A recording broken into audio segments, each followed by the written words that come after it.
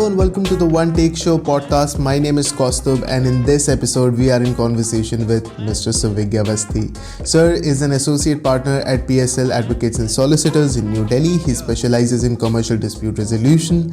In this episode we are going to talk about a very specific niche topic, that is the evolution of Section 34 of Arbitration and Conciliation Act 1996. Just a brief idea, Section 34 provides a recourse to the court against the arbitral award.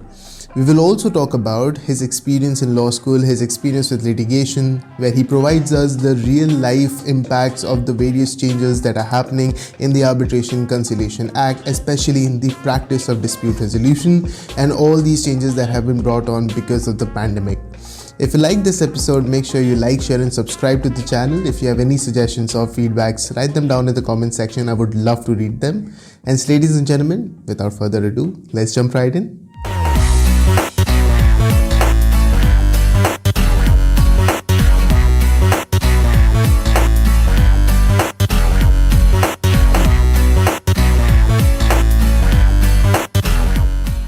Hello and welcome back to the One Take Show. My name is Kaustubh and joining me is a senior from my law school, someone who I have personally looked up to, I have worked for and have always been inspired from, Mr. Suvigya Awasthy. Thank you so much for joining me on this conversation, and I am so blessed to have this opportunity to have this conversation with you and take this to every law student, every listener of the podcast. Thank you so much for taking time off your really busy schedule. Thanks a lot for those kind words, Kaustubh, and the kind of work you have been doing is really inspiring. I have been religiously following your work and the brilliant interviews that you have taken in the past, and it's a privilege for me to be on your show. So thank you very much. Sir, honestly, it's a privilege for me. In fact, it's a privilege for everyone. I know that we've been in touch for a long time with respect to this episode especially. And it has been a long wait, but I think worth it in every respect of the words, because the kind of conversation that we are going to take to every listener will really enrich them and perhaps add a lot of value. But before we get into that conversation, something that I would like to take to every listener of this podcast is about your journey with law. So I obviously know a lot because I am your junior from the university.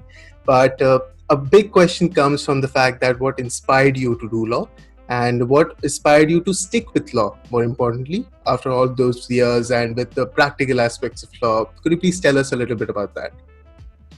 Well, Kaustubh, my journey of foray into law is kind of a cliche. You have heard that story a lot of times in the sense that it was not my first choice, which is strange considering that I do come from a family which predominantly has lawyers on both the sides. Both my grandfathers were lawyers, very well reputed in their own right. Both uncles from both the side of my family are lawyers or judges. However, it never really occurred to me as a natural choice partly because my mother didn't want me to become a lawyer because she had seen her father struggle a lot in his journey in those years. She always aspired that her son should go and become an IITian, but I really knew my worth and intelligence and the length and breadth of it, in the sense that I knew that I am not so smart as to become an IITian. But I did prepare for the engineering entrance exams. However, my uncle, my father's eldest brother, he, late Shri Arvind Kumar Awasthy, he was judge of the Indore bench of the MP High Court. I got to spend a lot of time when he was hospitalized after his retirement, and I got a chance to have those conversations with him where he really guided me and told me that your interests seem to be aligned in the right direction and don't just follow the herd, try and become a lawyer. I think you'll become a good lawyer. I think I took it to heart and I seriously started considering it at the fag end of my 12th standard studies and curriculum. So that is how I first decided that I should at least give it a try. After that, that was the first year, when I wrote the exam. There was no CLAT because CLAT was introduced from 2008. So RML NLU entrance exam was the only entrance exam that I had given. Unfortunately, I got selected, and that is how my journey into law began. What happened in RML NLU is a different story altogether. It was a roller coaster ride, and perhaps we'll talk more about it. Absolutely. And after that, before you started working in Delhi, you've had a very prolific sort of an experience with litigation. And I know that personally as well, because I think we've had a conversation, and everyone in law school perhaps knows about that. But a little bit about your experience there in Chhattisgarh, as in what was that experience like with litigation? Well, see, I was blessed in a way that I always had this clarity that I wanted to be in litigation, or I wanted to be on the dispute side of the practice and not the transactional side. So that was pretty clear to me from the college days itself.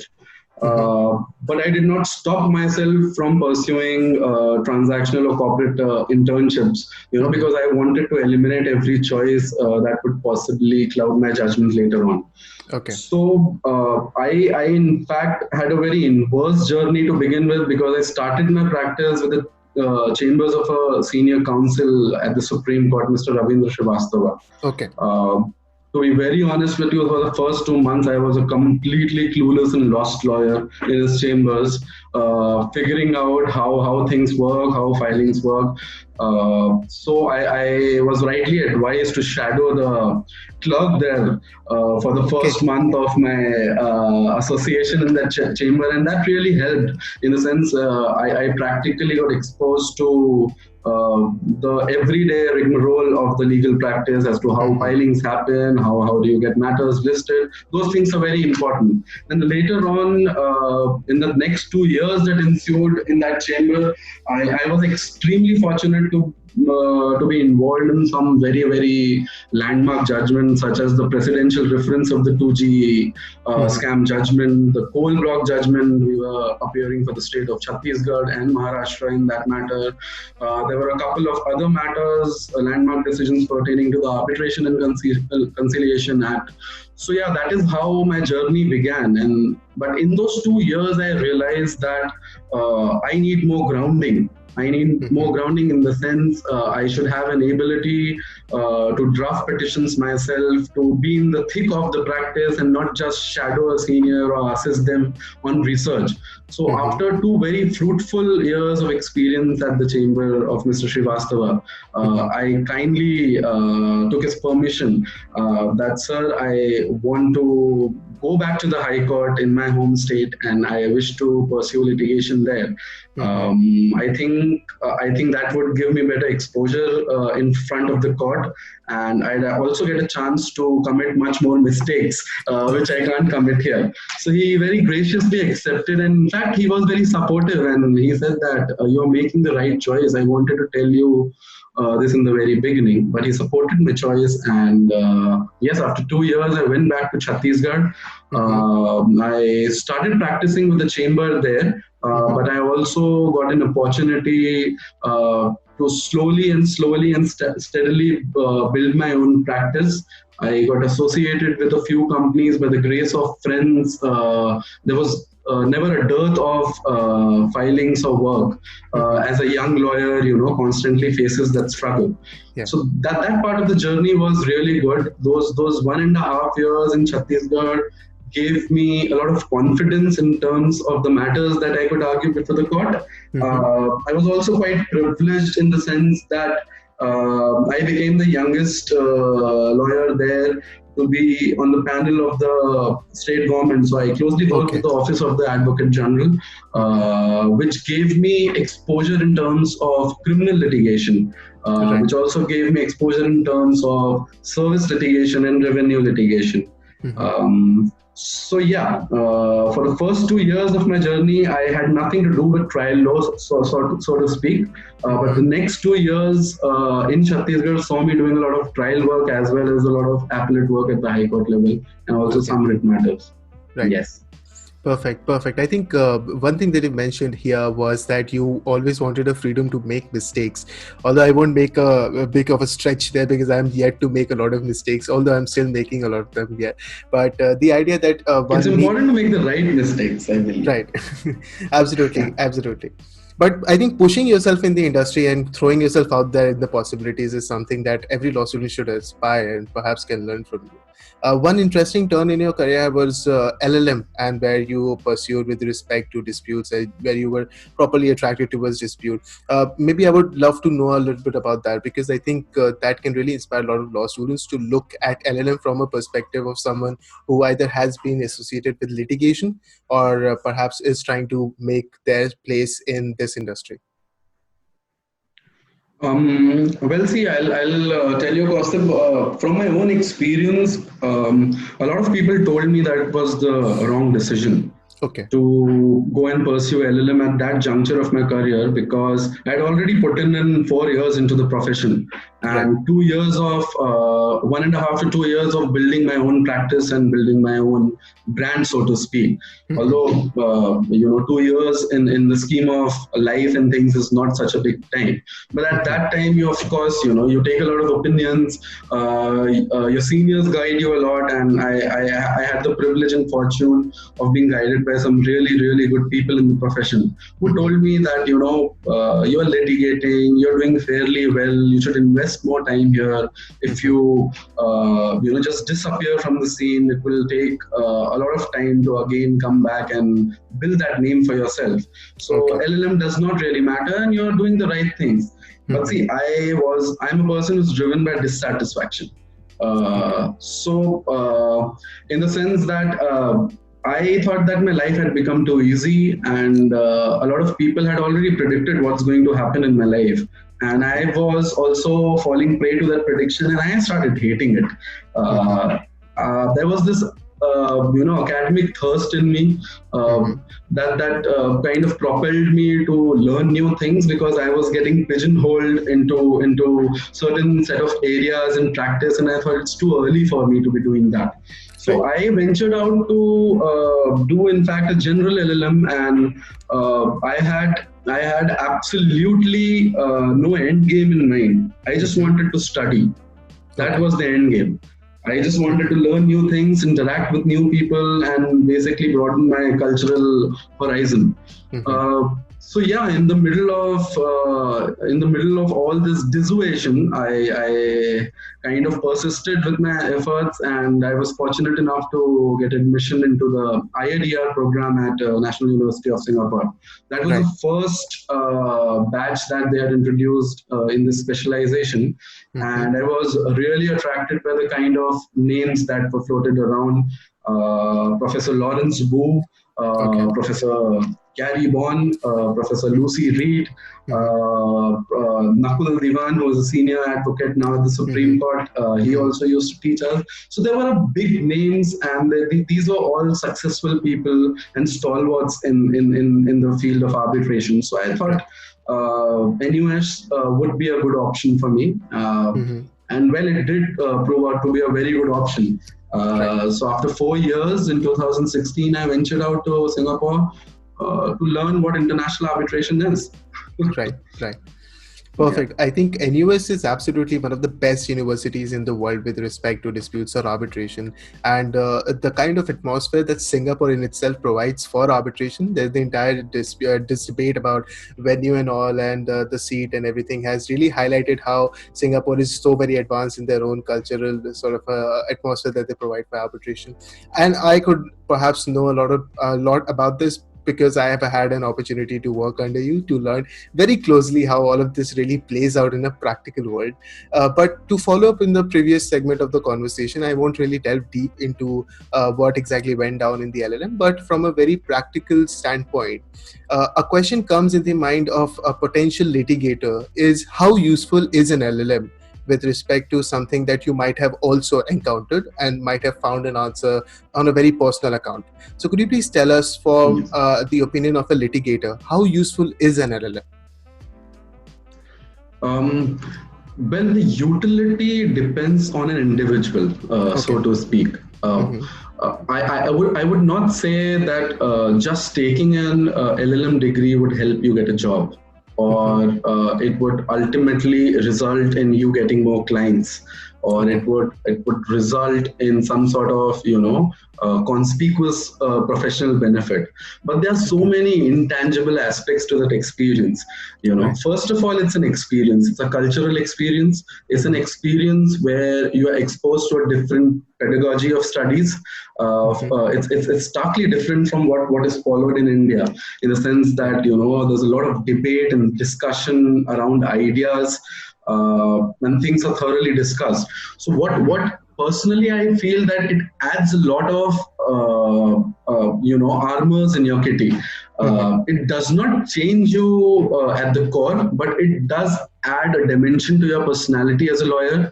If you can think in 10 different ways, or if you can articulate an argument in 5 different ways, if you have sincerely performed in the stint of your studies of those 1 year, you would certainly have the potential of developing that edge, which helps you think differently, which helps you apply yourself in situations differently. And also a facet that nobody really talks about. It is also a personal growth. The journey really translates into some sort of personal growth. You make lifelong connections with people you would have never met had you not gone on for that LLM degree abroad. So I personally feel that it enriched me a lot. It was an enriching experience, and I would thoroughly recommend it to every aspirant. But it is on an individual to make the most out of that experience. The experience for some may be purely academic, as it was for me. For some, it might be a means to an end to secure a job abroad, or come back to India and pursue a job, or just set up their own independent practice. Right. So it does add a value addition. It has a value addition, but it's not to say that it not doing an LLM from a fancy university would put you at any disadvantage. Okay. So if an opportunity presents, if you are financially viable, if you end up securing a scholarship, one must not forego this opportunity. Perfect. I think that explains it, as somehow very succinctly provides us with both kind of an arguments, and also gives us an idea as to what, because obviously this is a conflict that goes in the mind of every possible litigator or someone who's trying to get into the industry. This I will now shift to a sort of a switching kind of a conversation where I would ask you about your practical experience, a very quick sort of an understanding as to what have you experienced while being associated with one of the fastest growing, most popular law firms based in Delhi, PSL Solicitors. We would like to know, when it comes to practicing arbitration in real life, what are the various challenges that you might have faced in the recent times that you would like to highlight for the law students? I think I can relate my journey at PSL to my journey at RMLNLU, in the sense that when I had joined RMLNLU as a second batch, it was a nascent university and we were setting traditions there. There were not many seniors or people to guide us in the right direction. We learned by trial and error. But that journey became so personal for us that we would take any win and any lose to heart. There were so many things that we did for the first time in that university, and when we see juniors from the university doing so well and taking it forward, it's a sense of pride for me and all of us who were there at the university.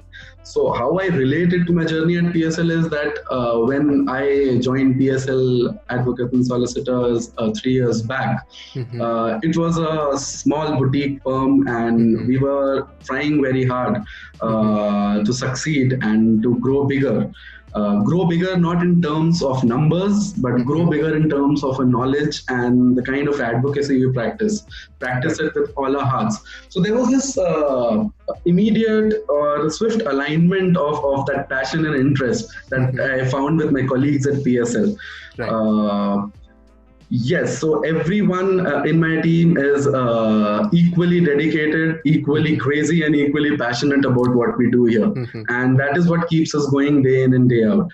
When it comes to the practice of arbitration per se, I think there's so much misinformation being spread in the market right now, and I want to set the record straight for a lot of aspirants, for a lot of students who think that arbitration is this fancy and fascinating field of law where only great things happen and there's a lot of money to be made, and people just they kind of miss the forest for the trees, because ultimately arbitration is nothing but a it's a procedure.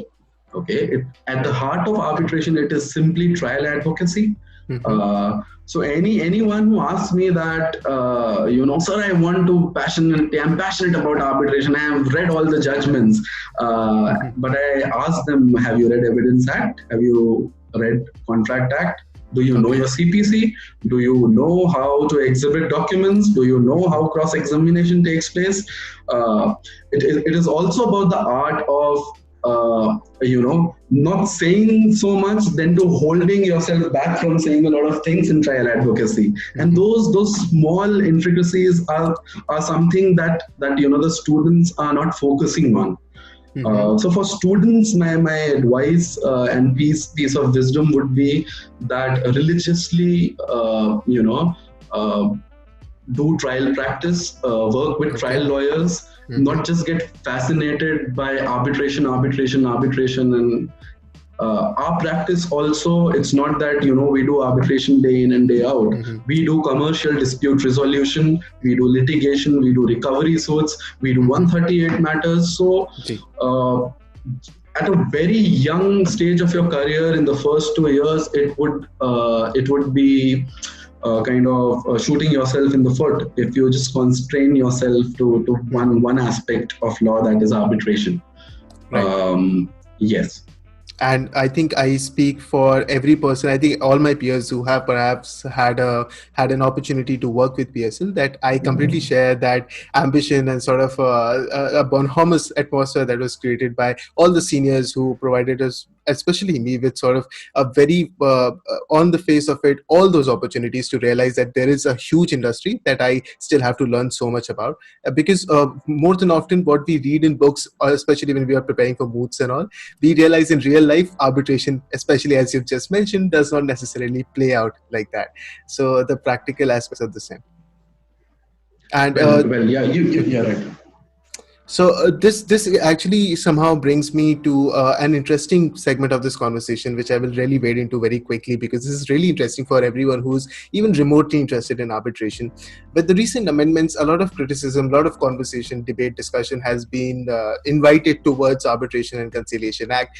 And one such very significant change has been brought in the purview of Section 34. And you must have personally faced a lot of challenges to the arbitral awards that have seen light of the day with respect to all these new grounds surfacing.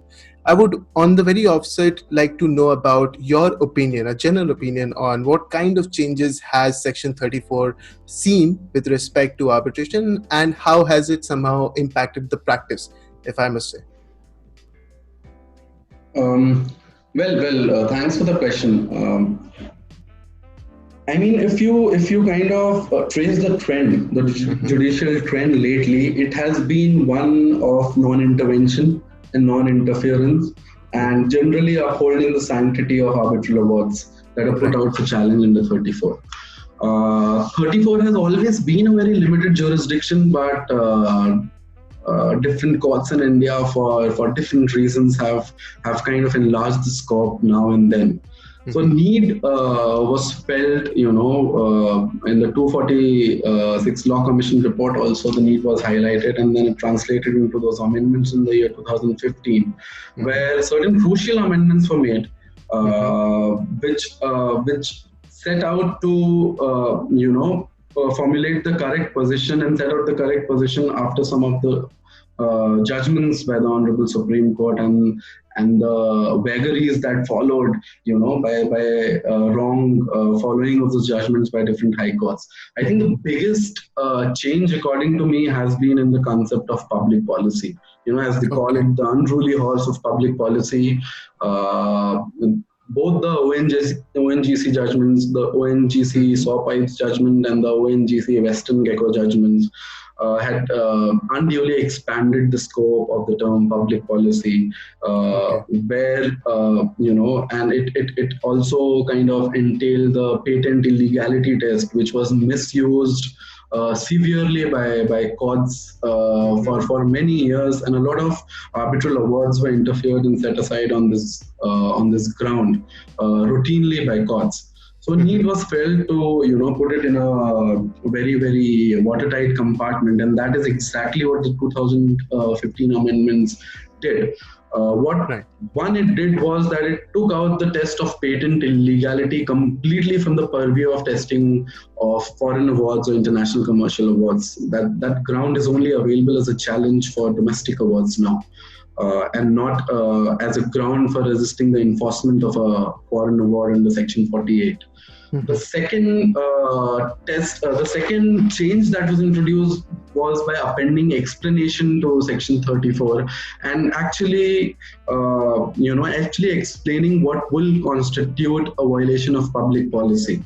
So 3 explanations were appended, in the sense that one was that once the award is in a conflict with fundamental policy of Indian law, then it could be set aside on the ground of public policy. Now, what constitutes fundamental policy of Indian law, that has been explained beautifully by the Supreme Court in the Sanyong judgment, which essentially relies on the DDA and Associate Builders case and the Renu Sagar Power case. That is a topic of entire discussion for some other time. But let me just say that the public policy grounds that were available earlier have been done away with. There is this greater objectivity to the tests, which is visible from the amendments, and also the interpretation of those amendments by the court, and also the ground of patent illegality. It cannot just be simply used by saying that any contravention of substantive law would become patently, would render the award patently illegal. It has to be a substantive violation of a statute which relates to public policy. It has to be contravention of a statute which relates to national economic interest of India. It has to be patent illegality when there is extreme perversity, when there is violation of principles of natural justice, and where there is an interpretation of the contract taken by the arbitrator, which is impossible or absolutely absurd and illogical, as has been noted by the Supreme Court recently in the Patel engineering case, and few other cases by the Delhi High Court recently. So what I see is this trend shifting from intervention at every step of the way to very, very watertight pigeonholes being created by the legislature, and the courts also taking a pro-arbitration stance to reflect international best practices. Right, sir. And yes. as you mentioned that there has been sort of an involvement, there has been a change with respect to the understanding of public policy as it was previously introduced. Although, like you mentioned, that's it's a conversation for different, perhaps it might take a lot of depth when it comes to understanding the concept of public policy. But for someone who's trying to understand the real crux as to how has it potentially changed the nature of Section 34, could you please tell us a little bit about how the public policy with respect to how patent illegality and all of this is to be interpreted has somehow changed with Section 34? I can straight away take you to the relevant portion of the statute. If we may just read 34 2B says that an award may be set aside if the court finds that the arbitral award is in conflict with the public policy of India. Now there's an explanation one that has been appended which says that for the avoidance of any doubt, it is clarified that an award is in conflict with the public policy of India only if 1. The making of the award was induced or affected by fraud or corruption, or was in violation of Section 75 or 81, or it is in contravention of the fundamental policy of Indian law, or it is in conflict with the most basic notions of morality or justice. Okay. Now, this explanation was not present earlier. The public policy test was formulated by the Supreme Court in the ONGC judgment, and it encapsulated vague concepts as interest of India, violation of substantive law, which lacked the objectivity, and which created a lot of potential for abuse, and it was abused. Now, what courts through subsequent judgment, through interpretation, what they have said is, they have clearly earmarked what constitutes fundamental policy of Indian law. Okay. So once those tests have been earmarked, any court while testing an award under 34 can make that assessment on the basis of those rational objective principles, right? And the concept of the most basic notions of morality and justice refers to such instances which completely shocks the conscience of the court.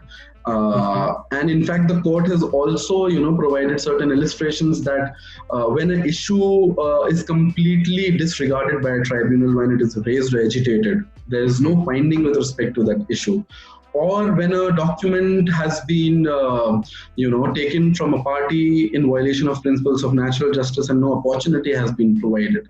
So such objective delineation has clearly helped curb the expanding scope of 34 through amendments.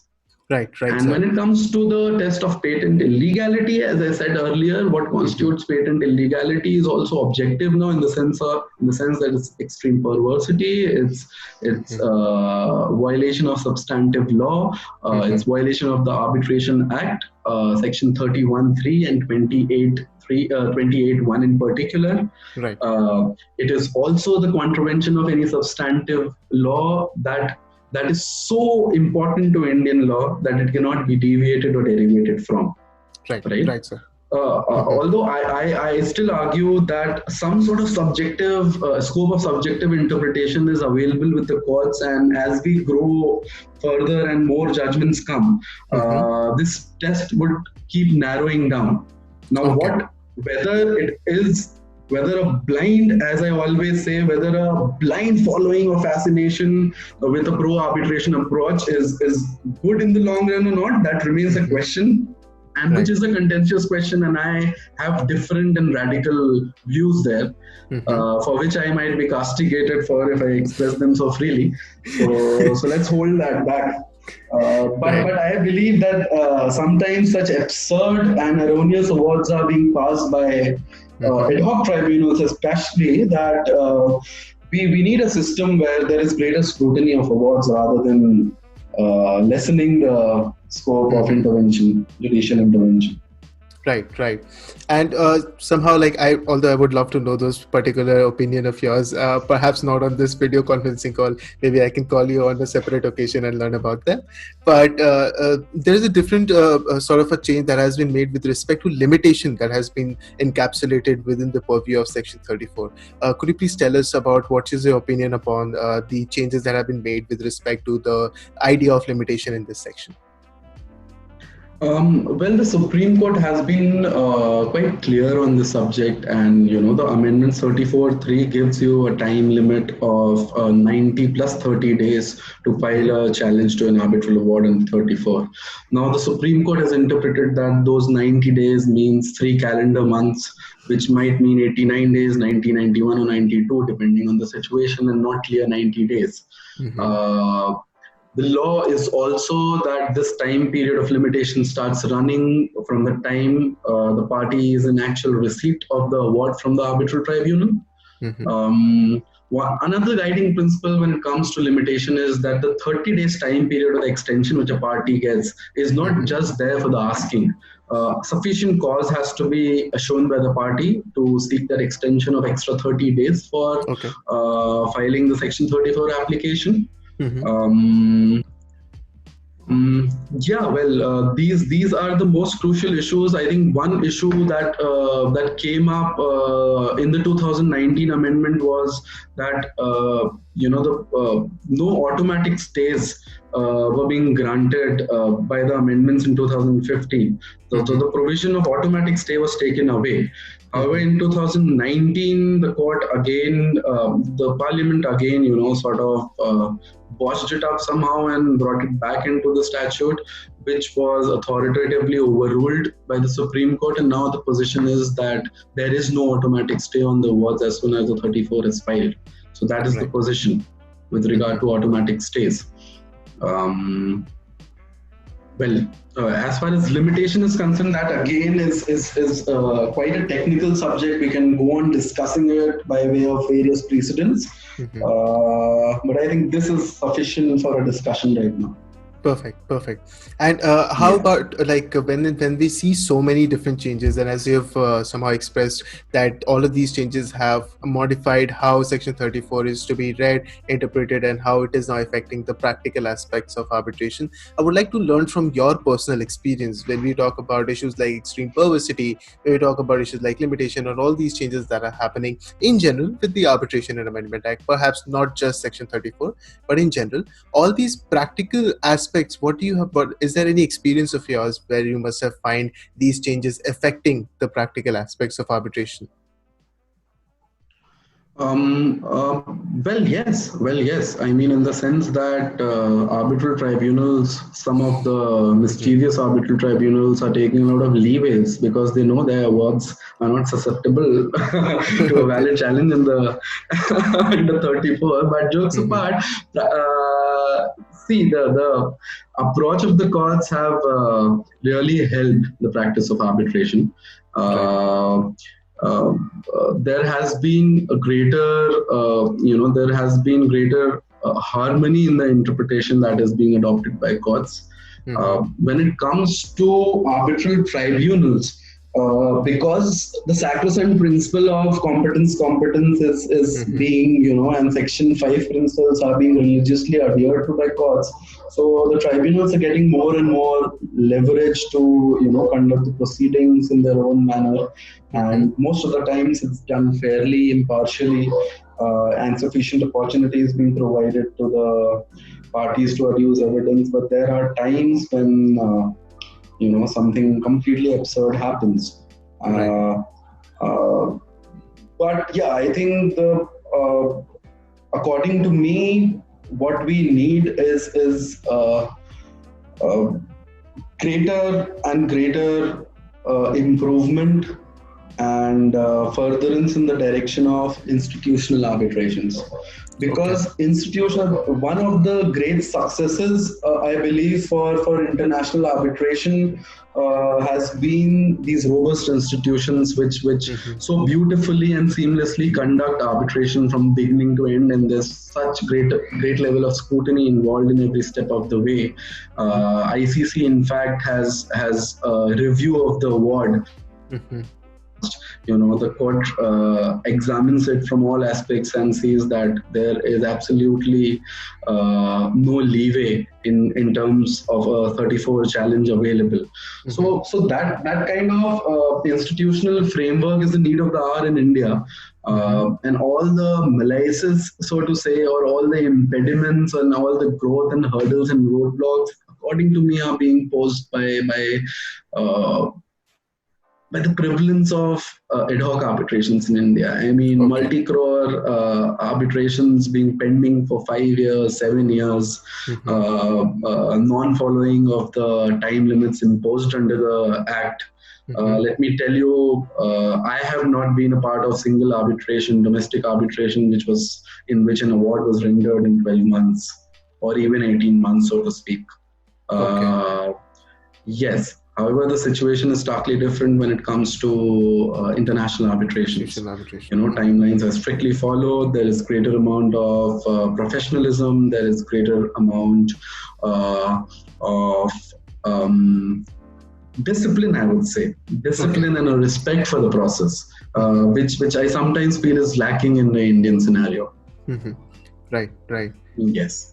I think that gives us a very interesting insight into like how exactly is this industry evolving with respect to the preferences of the professionals who are actually practicing in the industry.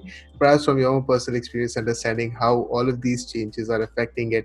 One last question before we wrap this conversation up is obviously with respect to the COVID-19, the pandemic, and which is really sort of is making a lot of law students, the fresh aspirants who are going to enter the industry, a little uncomfortable with respect to the opportunities available to them, especially in the disputes areas, arbitration and every litigation and all these areas.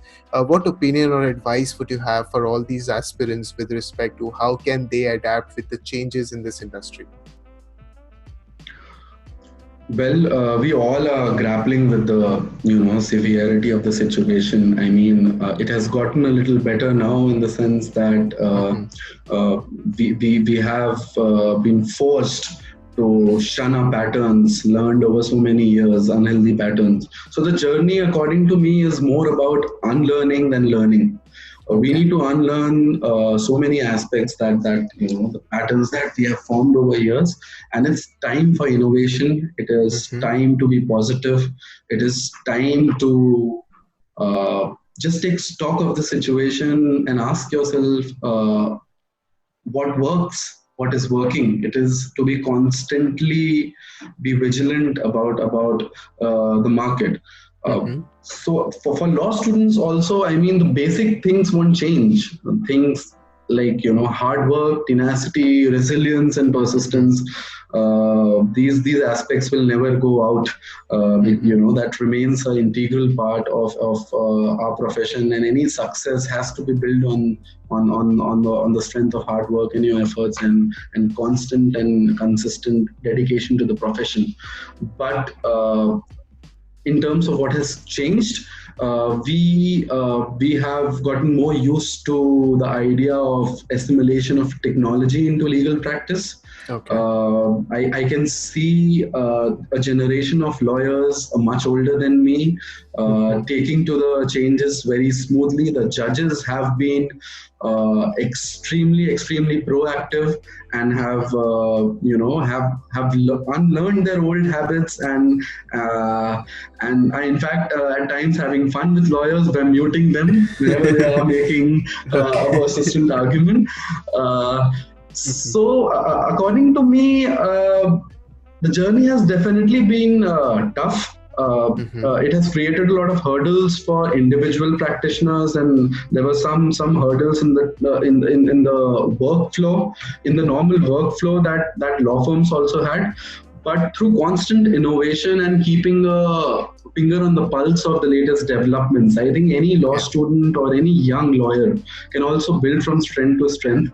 And set realistic goals for themselves, short-term goals, not very long-term goals, because what I have learned through the pandemic is you can have all the plans in the world, but they can simply go for a toss if your destiny thinks otherwise or has chosen otherwise for you.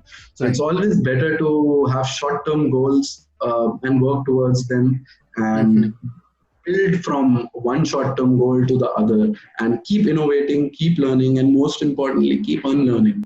Perfect, sir. Absolutely. I think this is the kind of conversation which will absolutely benefit so many law students. As you mentioned, it is all about learning and learning again, gospel words which will benefit so many students, something that I personally will try to live up to. I am so excited about arbitration, always willing to learn, but there are a lot of things, as we have observed in this chat, that I had absolutely no clue about. But thank you for this conversation, that I personally will be watching this episode again, making notes for myself, and I think every law student who tunes into this episode will benefit tremendously from this conversation. Do you have any closing remarks for our listeners? I'm so glad that I could be of some help. I'd just like to conclude on a parting remark by quoting one of my favorite couplets. ये इश्क नहीं आसा, इतना ही समझ लीजिए, एक आग का दरिया है और पार करके जाना है. क्या बात. So for every law student out there, I just want to say that the journey is very fruitful, the journey is very rewarding, but the journey is also very testing. So don't be afraid, keep learning, keep making your sincere efforts. Tenacity is what matters at the end of the day.